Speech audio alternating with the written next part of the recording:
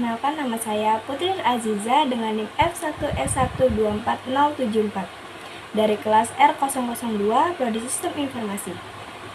Nah, kali ini saya akan menjelaskan materi Sistem Informasi Manajemen pada mata kuliah Konsep Sistem Informasi.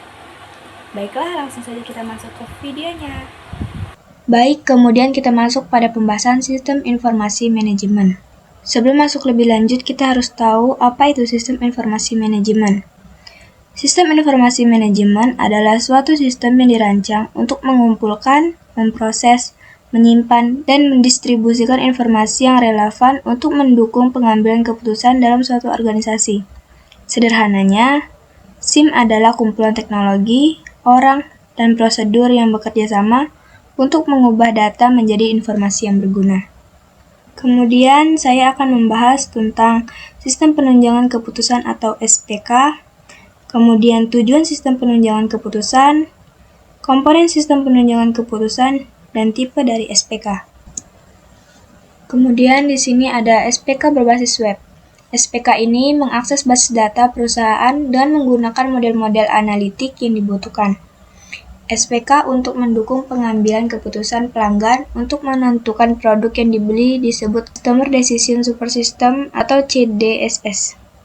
Kemudian ada SPKG yaitu Sistem Penunjang Keputusan Grup atau SPKG adalah SPK yang digunakan oleh beberapa pengambilan keputusan bersama-sama secara grup.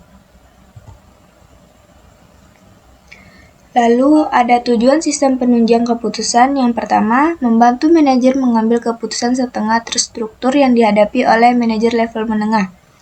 Yang kedua, membantu atau mendukung manajemen mengambil keputusan bukan menggantikannya.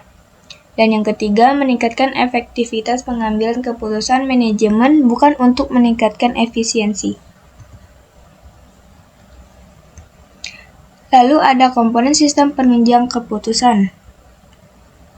Sistem penunjang keputusan atau SPK mempunyai 3 komponen utama, yaitu yang pertama, dialog manajemen. Dialog manajemen adalah komponen yang mengatur interaksi antara pengguna dengan sistem SPK. Lalu yang kedua ada model manajemen. Model manajemen adalah komponen yang bertanggung jawab atas pengelolaan model-model yang digunakan dalam sistem SPK. Lalu yang ketiga ada data manajemen.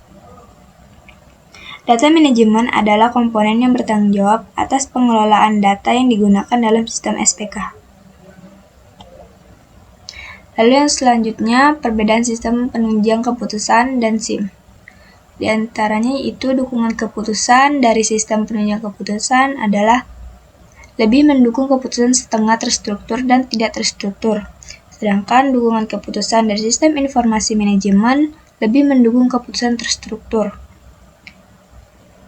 Lalu, salah satu dari dukungan informasi sistem penunjang keputusan yaitu periode informasi tak tertentu. Lalu, dukungan informasi sistem informasi manajemen yaitu informasi periodik. Kemudian ada perbedaan sistem penunjang keputusan dengan sistem pakar. Salah satunya, sistem penunjang keputusan berbasis pada permodelan, sedangkan sistem pakar berbasis pada konsultasi. Lalu ada tipe dari SPK. SPK dibedakan dalam 2 tipe yaitu SPK berbasis model, lebih berfokus pada penggunaan model-model matematis atau statistik untuk menganalisis data dan menghasilkan rekomendasi.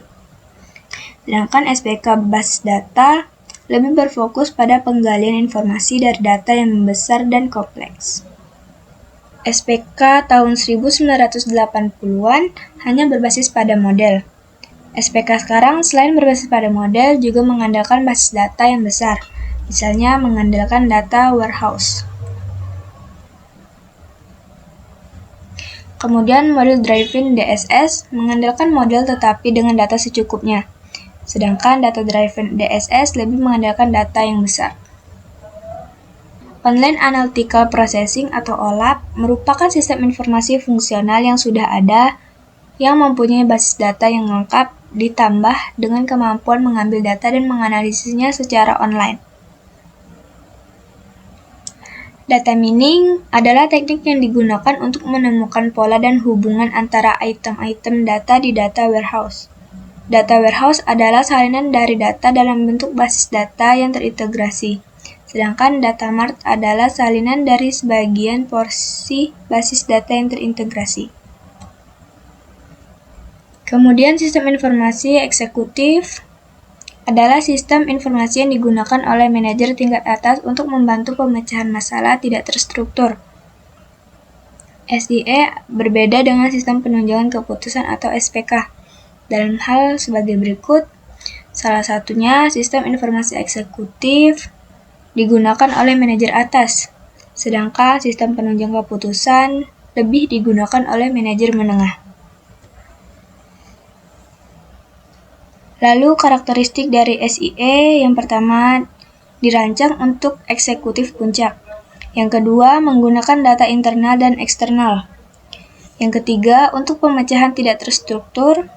Yang keempat untuk membantu perencanaan dan perumusan strategik. Yang kelima digunakan secara online oleh eksekutif. Yang keenam mempunyai kemampuan untuk mengambil dan menyaring data. Ketujuh mempunyai kemampuan untuk mengambil dan menggali data sampai ke data terkecil.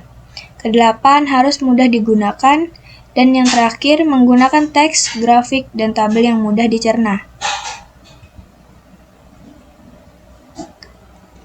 Kemudian, isu terbaru adalah menggabungkan SIE dengan konsep Balanced Scorecard. Konsep Balanced Scorecard menggunakan 4 perspektif yang imbang untuk mengukur keberhasilan perusahaan, yaitu perspektif proses bisnis internal dengan perspektif eksternal, dan perspektif keuangan dengan perspektif pertumbuhan dan pembelajaran.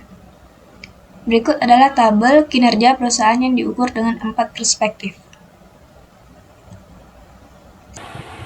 Mungkin itu saja yang bisa saya sampaikan, kurang lebih saya mohon maaf. Saya akhiri, wabillahi taufiq wal hidayah. Wassalamualaikum warahmatullahi wabarakatuh.